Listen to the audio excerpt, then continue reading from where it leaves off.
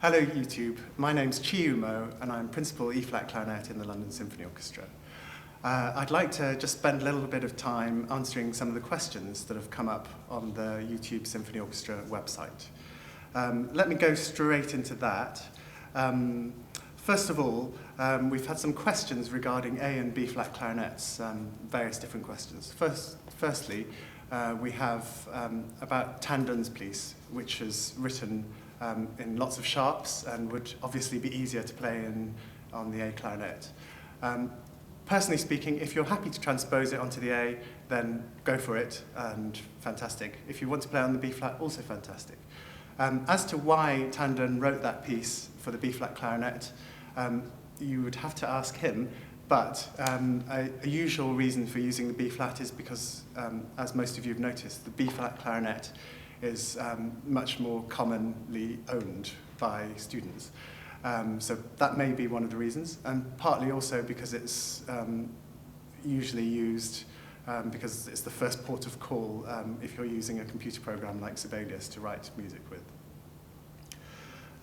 Another question regarding A and B flat clarinets is whether you can play the Mozart on the B flat clarinet.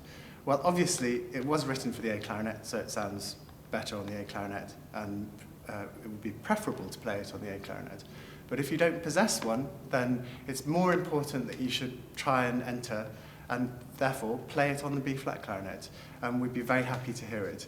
And commercially available, there are transpositions for playing the music on the B flat clarinet, and the clarinet part is actually written as the same notes, although the piano part would be more difficult. But seeing as you're probably going to be posting these videos without an accompanist, then it's absolutely fine to just post it up as it is. Now, finally, we have a question about the Tandon piece and whether it's possible to actually play it as written, because of between bars 77 and 91, there appears to be no good place to breathe. My advice would be that when you're posting up the video, really try and snatch breaths whenever you can. It is possible to do this. It's not ideal, and if, as you say, it would be much easier if you had a chair partner to stagger the breathing with. And indeed, when we recorded the piece, we did do that, because it just means that you can play it as loudly as it's meant to be, and with the flow that there's meant to be. But it would be, of course, impossible to do that on a video by yourself. So do snatch breaths as often as you can in order to be able to play all the notes.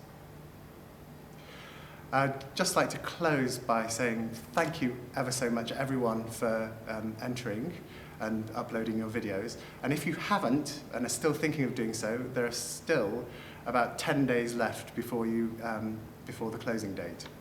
So thank you once again. It's been very entertaining and very interesting. And go for it. And as they say for many lotteries, you've got to be in it to win it.